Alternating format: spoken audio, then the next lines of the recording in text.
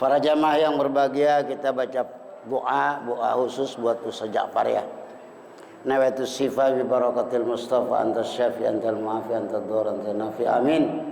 Alhamdulillah rabbil alamin. Nas'alullah rabbal arsyil azim ayyashfiya ya Ja'far wa ayyafi wa yasihahu.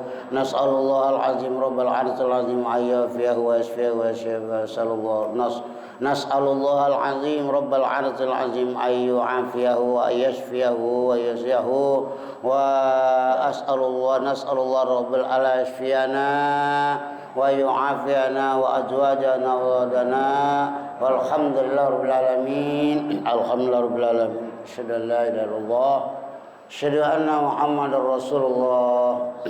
Allahumma shalli ala sayyidina Muhammadin wa ala jami'il anbiya wal mursalin wa alihi wa sahbihi wa tabi'in bi sanimiddin. Allahumma ij'alna minhum bi rahmatika ya rahman. Astaghfirullahal azim, astaghfirullahal azim, astaghfirullahal azim, astaghfirullahal azim, astaghfirullahal azim wa atubu ilaih. Para jamaah yang berbahagia, alhamdulillah kita bersyukur ya kepada Allah.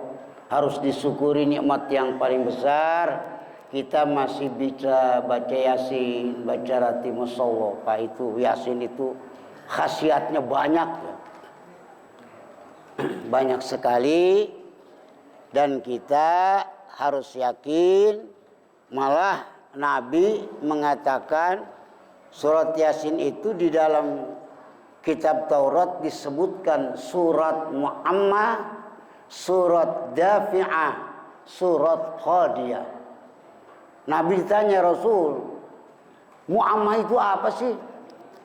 Itu merata orang yang baca, yang ngedenger, kalau ikhlas mendapatkan rahmat. Terus pengertian Dafi'ah, maka orang yang baca surah Yasin kepada Nabi, kepada Allah dengan ikhlas itu bakal dijaga. Dafi'ah artinya surat yang menolak kejahatan-kejahatan di dunia kepada kita.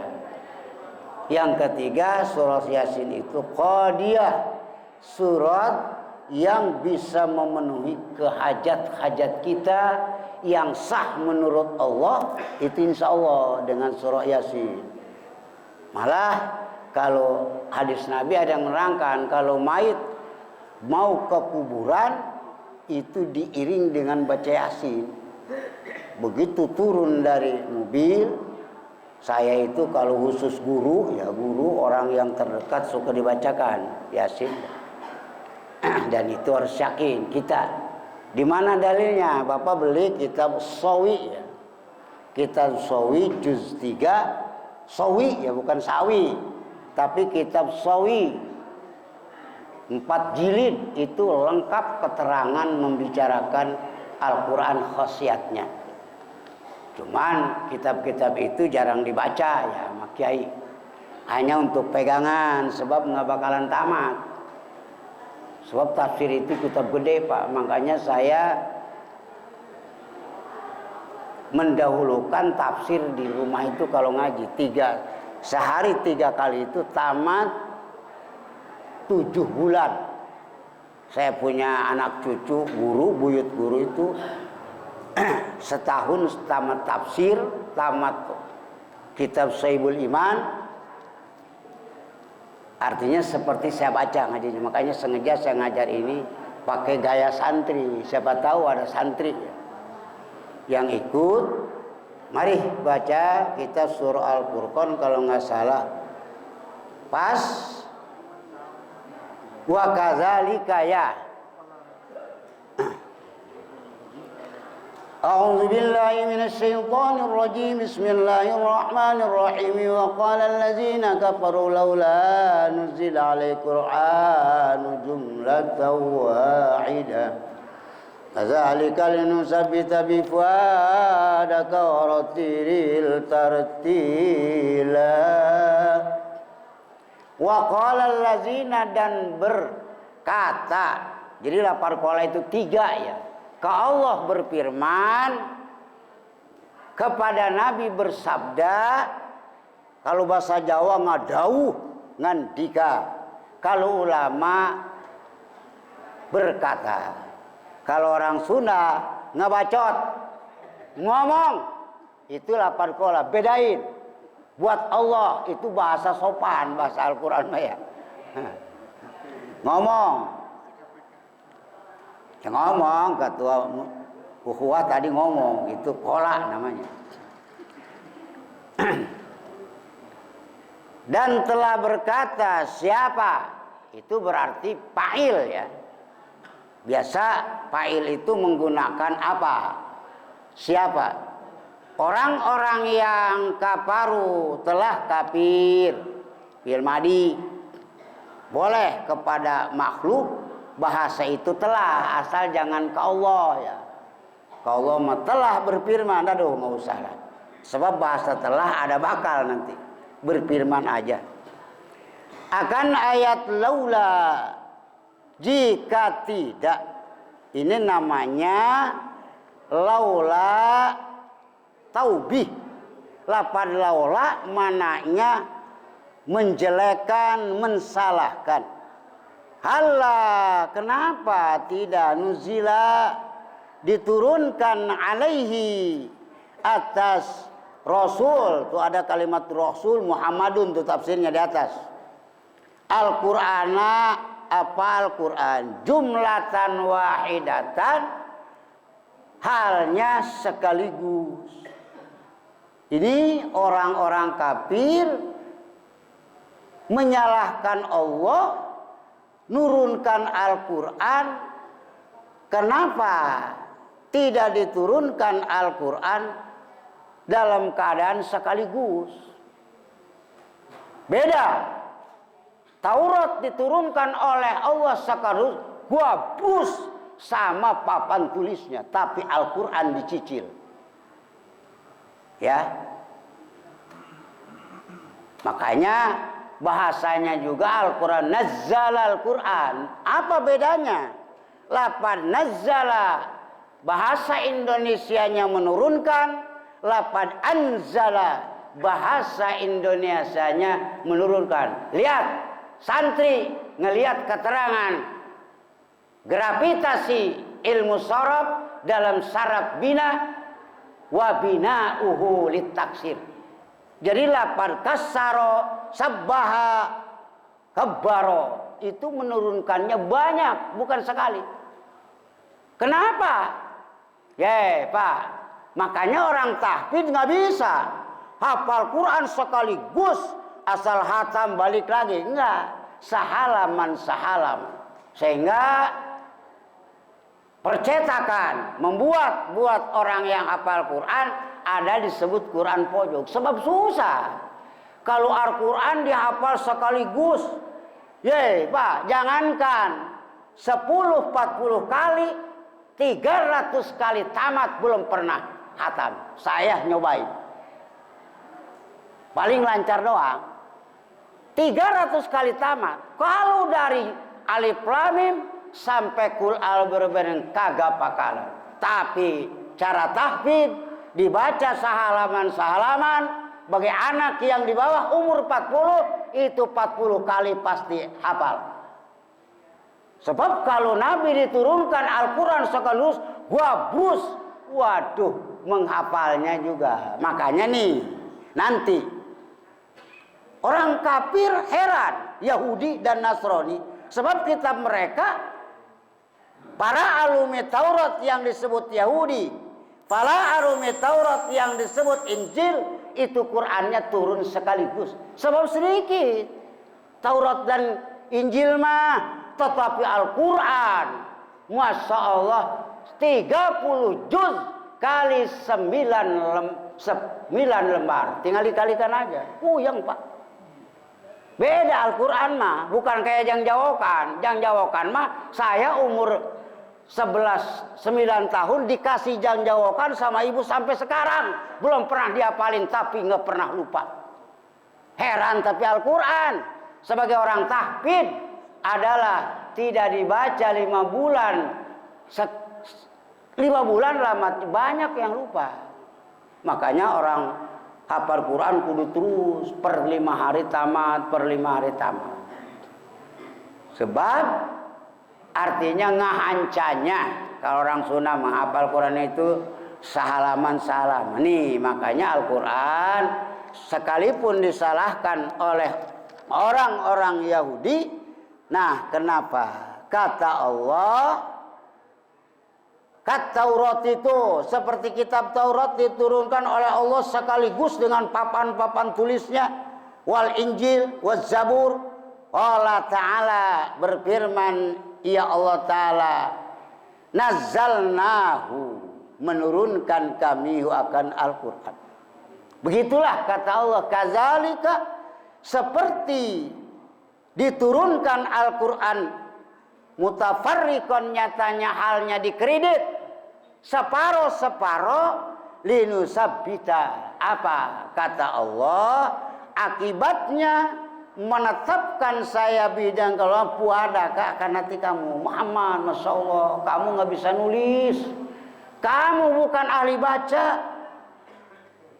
Kalau Al-Quran ditulis sekaligus, kamu nggak bisa nulis, sebab pelajaran itu Pak kudu tulis. Saya ngajar narkib, amil jurumiyah, alhamdulillah jadi mutada kudu ropa, alamat ropanya doma dohir, lam huruf jer, Allah di parantai jer, lam huruf jer, sejumlah jer maju itu ditulis sama santri pertama. Sebab narkib kalau mulut kita belum refleks itu susah. Dan ngaji kudu narkib. Kalau nggak narkib, dari mana bisa tahu i'rab? Sebab laulal i'rab, kalau kita ngerti memahami kitab yang pannya 12 macam minimal, waduh, kalau nggak tahu i'rab nggak bisa, susah. Makanya kata ulama, laulal i'rab lam ya'lamil murad. Kalau ngaji tidak pakai nahu, nggak ngerti i'rab, alhamdulillah kenapa dibaca lillahi, kenapa dibaca lillahi bukan lillaha, bukan lilahu. Ini kudu melalui ilmu sorof. Lau lam ya'lamil i'rab lam laulal i'rab lam, kalau nggak ngerti i'rab. Di Jakarta nggak ada pengajian ilmu nahu, nggak ada rata-rata. Susah ya, paling cukup dengan bisa baca, asal bisa ngadoa, mimpin tahlil, udah seram orang Jakarta. Makanya saya punya santri segitu banyaknya, Pak, yang jadi itu cuma 3. Ustaz Danil, Habib Abdurrahman Al-Habasi, sama anak saya sendiri. Padahal Masya Allah ribuan dari tahun 90, susah. Sebab anak Jakarta kalau udah SMA berhenti, paling ada 3 orang. Makanya anak Jakarta itu kalau alumni dari Jakarta susah udah ke pesantren. Kalau berilmu mah, cuman terus terang aja Pak, ilmu ini mulai, apalagi daerah Jawa ilmu itu udah kurang. Jadi ilmu yang 19 pan udah dibaca, 10 pan juga udah jago. Jarang ya, apalagi daerah Jawa. Kalau Banten kan pusat ilmu, masih banyak, apalagi Sukabumi. Makanya Bapak kalau pengen tahu nih ya, pusat ilmu Sukabumi sebenarnya. Bukan Yaman, bukan ini. Cuman ulama asalnya dari apa tuh? Kairo. Asalnya ulama dari Yaman, tapi sebenarnya ilmu kalau yang tahu mah di Indonesia adanya, termasuk Sukabumi. Gudang ilmu. Makanya harus bangga. Kenapa? Sebab di Indonesia ada Syekh Nawawi, seperti guru ilmu se-Indonesia. Takutnya Bapak penasaran ngaji ke Yaman, makanya Habib Abdurrahman mah nggak usah ke Yaman-Yamanan, ilmu Yaman ada di sini semua. Sukabumi itu kalau nyari ilmu yang 14 macam yang di Yaman, di Mesir tidak pernah diajarkan, tapi di sini diajarkan, sebab pengarangnya juga ada di Indonesia. Apa? Nggak ada Pak yang ngarang ilmu alat di Arab itu, kecuali Syekh Yasin Al-Padangi. Orang mana? Orang Indonesia. Satu-satunya ulama, dua-duanya ulama yang jadi warga sahih resmi, jadi warga Indonesia, warga Mekah hanya 2. Segitu banyaknya. Termasuk gurunya Haji Fuad, Habib Zaid bin Smith itu masih paspor. Tapi Kidaman Huri sama Syekh Yasin Al-Padangi. Ahli sunnah wal jamaah ngelotok itu. Nah, slinu sabbi, keakibatnya kami yang agung Allah menurunkan Al-Quran secara dikredit 3 surah, seperti surat Yasin diturunkan oleh Allah 82 surat. Enggak sekaligus 6.000 ayat turun semua, kagak. Apa? Linusabbita, membawa akibat dengan dikredit Al-Quran diturunkannya. Itu kamu Muhammad tidak bisa berubah. Kalau sudah hafal Al-Quran nggak bakalan lupa lagi, melekat ya. Melekat. Melekat itu sifatun rasihatun. Sifat yang tumancap melekat, lengket dengan hati, yaksuru zawaluha, susah dihilangin. Nggak bakalan lupa, itu namanya melekat. Ya. Melekat itu warasihun bahasa Arabnya ya, bahasa kita melekat. Melekat itu sifat yang tumancap, yang melekat di hati, tidak pernah seperti jangjawokan, itu nggak dibaca juga, Pak, Masya Allah, heran saya juga nggak pernah lupa. Saya diajarin siung pupuk siung pugur, karena dari bapak, Pak Jan kalau mau ke hutan sebelum pesantren baca itu supaya ular nggak ngegigit. Itu sampai sekarang siung pupuk siung pugur, siung purah sal tahlai tahlai. Begitu ngaji Allah ternyata salamun ala nuhin fil alamin, itu yang sohe majampe ular mas sebenarnya. Begitu saya belajar, tong mending Al-Quran aja. Ini bapaknya saya pakar ular, pawang ular, mordar digigit ular. Tapi salamun ala nuhin ini disaksikan oleh bumi dan langit semua waktu peristiwa. Kata ular, kata Nabi Nular, ini kenapa kamu ikut-ikut ke sini? Hayawanun tadurru, bukankah kamu hawa hayawan yang berbisa? Iya, tapi maaf, ya. Siapa saja manusia yang menyebut kami, yang menyebut namamu, saya janji nggak bakal ngegigit dia. Tuh, itu perjanjian, tanda tangan, ayo tanda tangan. Sebab zaman banjir Nabi Nuh itu binatang, itu diantaranya itu manjur. Waktu manjur Pak, jangan ke Nabi Nuh, Nabi Maulana Mansur Cikaduon, macan kami mau liwat ke gunung Karawayan, kau jangan ganggu ya, kami anak cucu Maulana Mansur. Nggak pernah tahu-tahu acan siapa coba bapaknya, tapi ngaku itu selamat. Pernah ada yang ngebohong Pak, nggak lunjak. Macan, kami ini mau ke sini, mau ke Rawayan, kamu jangan ganggu ya. Kami ini anak cucu Maulana Mansur. Begitu datang ke rumah, ini mau macan di sini bisa dibohongin ya. Bukan anak cucu, itu ada 5 menit mau habis badannya diacak-acak. Masya Allah. Tuh, apalagi Nabi Nuh. Maka salamun ala nuhim fil alamin. Ini janji yang pasti, janji yang setia, tidak bakalan Pak. Biar ular nafsu, aduh nggak bisa. Sebab udah tanda tangan Nabi itu Nabi ya. Sedangkan wali juga manjur ya. Omongannya itu dijaga oleh Allah. Itulah. Oh berarti linusabbita. Makanya Quran dikredit surah Waqiah 80 ayat. Jangan mendingan Pak.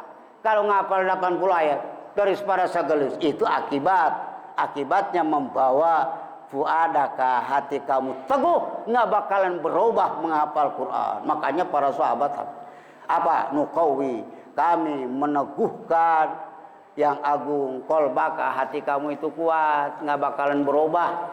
Dari pertama turun Al-Quran sampai meninggal dunia, warattilil tartila, dan kami sangat mudahkan yang agung akan Al-Quran tartila dengan sangat mudah. Karena Al-Quran dihafal itu kalau sedikit-sedikit dikredit, ada yang 5 ayat kuluwama, atau gampang kan, kul huwallahu ahad, itu juga susah kadang-kadang. Dirobahnya kalau melekat ada kul huwallahu ahad, kul huwallahu akad, ahad, tapi begitu dilarat lagi akad. Saya pernah di kampung suka ngajarin Ibu, Tabarok tarobbana. Doa kunut. Tabarok, tabarok, tarobbana. Baca Bu. Tababarok, tabarana. Kan kalau kita mah susah bahasa begitu. Karena lisan kita udah refleks dari kecil adalah boleh ngedenger, ngelihatan. Wah, itu susah. Rok, rok. Ta. Robbana, robbana. Coba sambungin. Tababarok, tabarana. Itu nggak cukup 20 kali. Tuh, susah mulut kita, makanya dibiasakan membaca Yasin. Satu ganjaran lancar gitu ya. Ataina bi syai'an ba'da syai'in bitamahulin wa tu'uddatin li tasiri fahmika wa hafdih.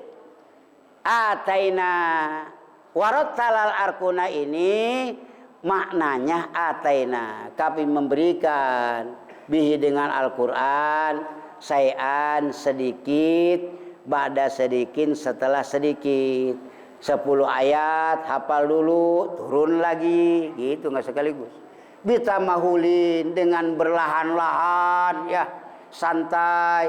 Watu udatin telaten ya, tekun menghafal Al-Quran. Coba kalau asal hafal tamat sampai alif lam mim balik lagi nggak bakalan hafal. 300 ukurannya nggak bisa.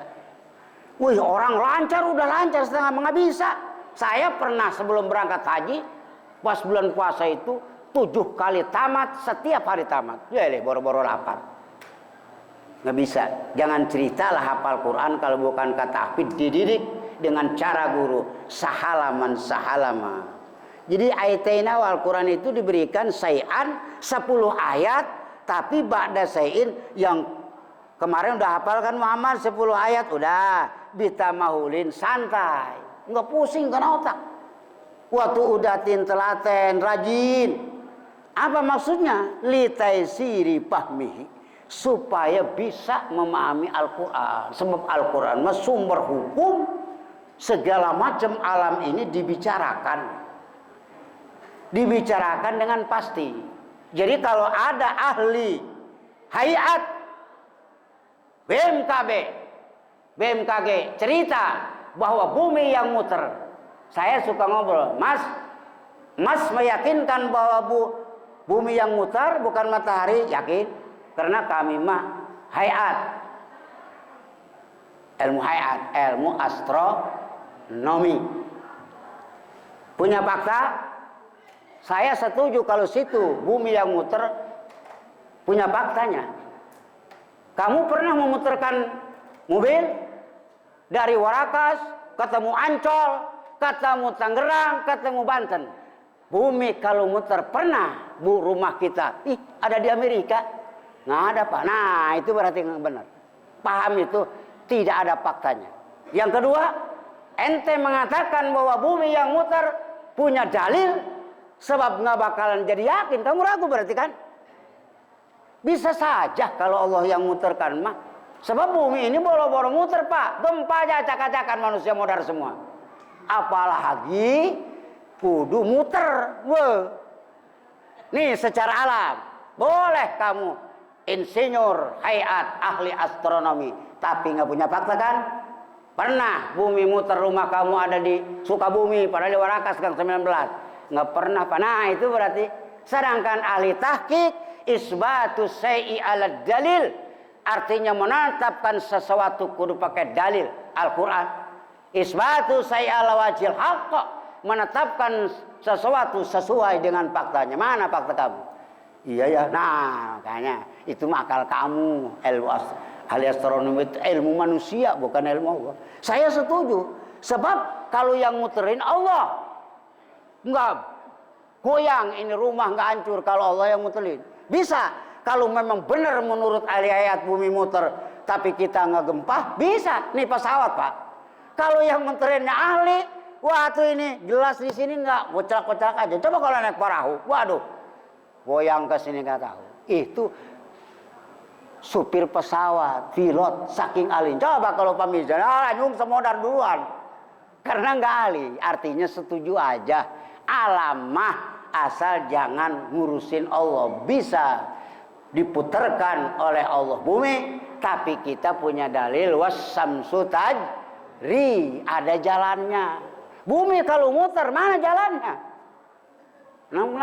Namanya muter, ada jalan, lu muter. Ada kan lomba juga. Kudu jalan, mana jalannya bumi? Sedangkan matahari wasamsu tajri itu jalannya ada banyak. Dalun tuh al-hisab. Dalam ilmu hisab itu terangkan. Ini ada yang datang ya? Hah? Misalnya Ustaz Habibie nggak datang. Nggak kesini dia. Maksudnya Ustaz Furqan udah. Oh itu sedikit. Takut nggak datang sedikit lagi. Ini banyak guru yang nggak datang. Walayatuna bimasalin, dan tidak mendatangkan orang musyrik akan kamu bimasalin dengan seumpamaan pibtolin. Nggak bisa orang musyrik nyaci Muhammad Al-Quran nggak diturunkan sekaligus, nggak bisa. Nggak bisa orang musyrik, apalagi orang musyrik inkar sama Al-Quran di dalam menggagalkan perkara kamu. Biarin orang musyrik nyalahin Al-Quran, kitab kami mah diturunkan sekaligus, Nasrani Injil diturunkan sekaligus, Yahudi illa ji'naka bil haqqi bilain Muhammad sama orang musyrik. Kalau kamu melakukan debat yang tujuannya menggagalkan perkara Allah, Al-Quran kenapa? Nggak benar tuh Al-Quran diturunkan secara kredit. Illa ji'naka, tenang Muhammad, melainkan saya datangkan kepada kaum Muhammad bil haqqi, dengan kebenaran yang tidak bakal berubah, ad-dafi'i, yang siap menjaga, yang siap menyingkirkan lahu kepada hak. Makanya biarin Muhammad. Kalau orang musyrik mendatangkan dalil dan hujjah, kenapa Al-Quran tidak dikredit, tidak diturunkan sekaligus? Nanti saya illa ji'na datang kepada kamu Muhammad dengan membawa kebenaran. Kamu yakin? Nanti orang musyrik bisa tunduk 100%. Wa ahsana tafsiro. Al-Quran diturunkan secara kredit itu lebih bagus, lebih paten secara penjelasannya Al-Quran. Dari lafaz sampai makna itu bisa lebih paham ya. Bayanan. Mereka orang-orang musyrik yang ngomong laula nuzila yuhsaruna, itu bakal dikumpulkan mereka allazina ala wujuhim, atas segala wajah mereka lazina yusqauna, nyatanya digiring mereka alla musyriku allazina ila jahannama, kepada neraka jahannam.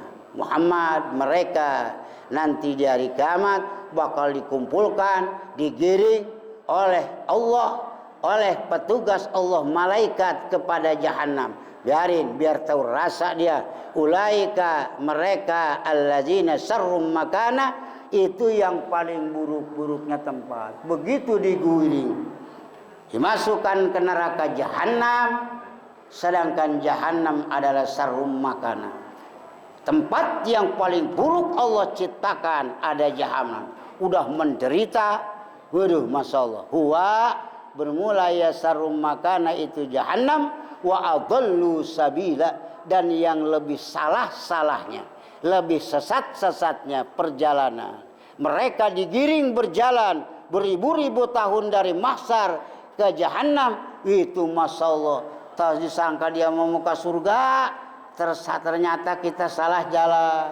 Bukan min ghairihim, dari selain mereka musyrik. Wa huwa kufrun bih, adalah kenapa? Apa yang disebut salah jalan? Kufruhum, kekafiran mereka itu maknanya salah jalan.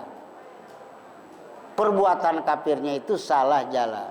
Walaqad wallahu alam bissawab. Assalamualaikum warahmatullahi wabarakatuh.